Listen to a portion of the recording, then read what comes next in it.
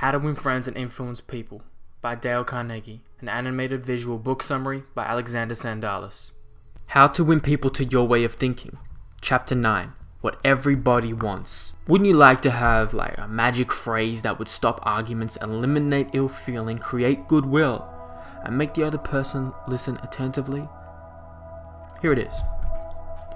I don't blame you for feeling the way you do.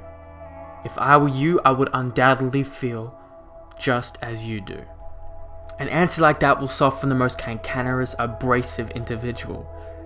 And you can say that phrase and be 100% sincere, because if you were the other person, of course you would feel just as he or she does. I would like to add on to that phrase from I don't blame you for feeling the way you do, as well as using that makes sense. Leo Babauta talks about that phrase as well being a very intelligent way to effectively communicate with somebody, maybe a spouse, just anybody you're having trouble communicating with.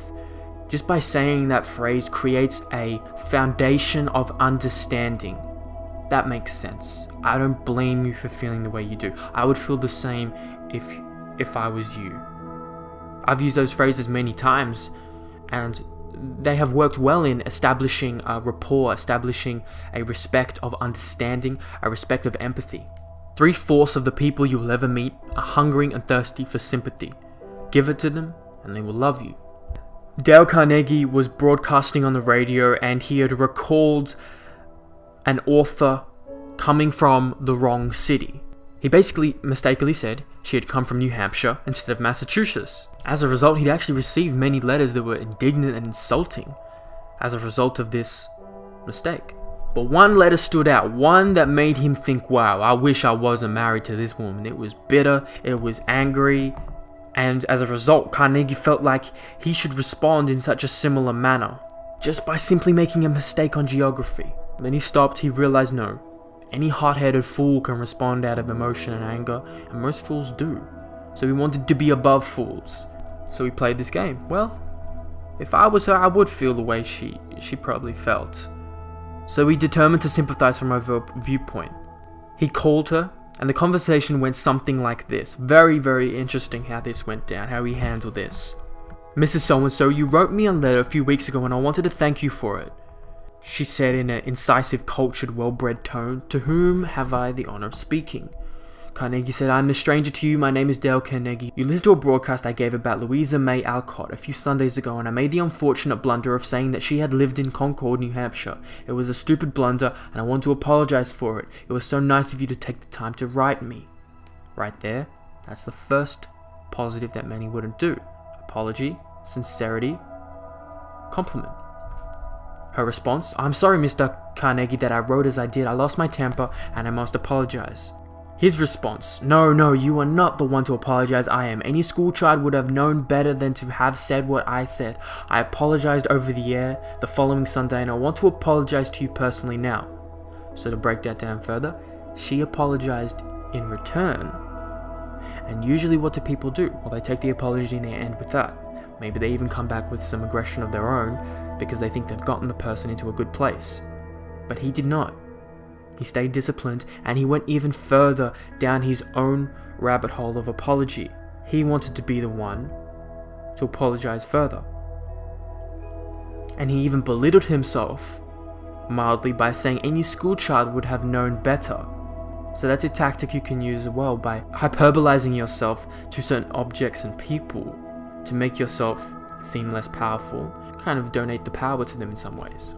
She responded, I was born in Concord, Massachusetts. My family has been prominent in Massachusetts affairs for 2 centuries. I'm very proud of my native state. I was really quite distressed to hear you say that Miss Alcott had lived in New Hampshire, but I'm really ashamed of that letter. Carnegie replied again, doubling down on what he felt. I assure you that you were not 1/10 as distressed as I am. My error didn't hurt Massachusetts, but it did hurt me. It's so seldom that people of your standing and culture take time to write people who speak on the radio, and I do hope you will write again if you detect an error in my talks. So right now he's humbling himself with the humility to mention his error again, compliment her again, this time complimenting her culture and her background, and encouraging her to write to him again if she detects any errors. as if she is the boss, as if she's some type of the manager. Okay. She responds, I really like you very much, the way you accepted my criticism. You must be a very nice person. I should like to know you better. So because Carnegie had apologized and sympathized with her point of view, she began apologizing and sympathizing with his point of view, all by having the satisfaction of controlling his temper. As a result, a return of kindness was given instead of insult. And in the end, you get infinitely more fun out of making the person like you than you could have gotten out of telling her to go, jump off a bridge and out of anger and emotion. So I just think that conversation is a perfect illustration of how we could better handle our conflicts that arise, whether there's be such a simple mundane task as like calling an organization who we have to pay a bill for and they've made a mistake, any little thing like that. We could use this script and model our behavior after it to get a more ideal situation and create more positive relationships out of. Because when you get, Carnegie says letter, let's turn it to our day. When someone gets a message like that, the first thing you think is, how can I come back at them? How can I, show them a piece of my mind? And you may compose an answer, get ready to send it. But if you are wise, you will not do so. You will put your phone down, you will pause, and you will take the course of 1 to 2 days and wait. And after that time has passed, you will not send that message. You will take the course that Carnegie took and write as polite a letter or message as you can, as a result trying to create a positive base of communication.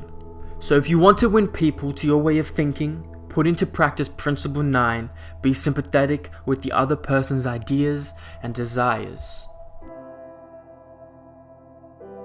I just want to thank you for getting all the way to the end of a video that you're trying to learn from. I know many people do that nowadays. I hope you're learning something from the content I'm creating, and if you're not, I need you to please click on subscribe. I don't want people who don't think they're retaining value from me, so hit unsubscribe if you don't think you're continuing to learn from here. And if you are, that's great, man. I appreciate you.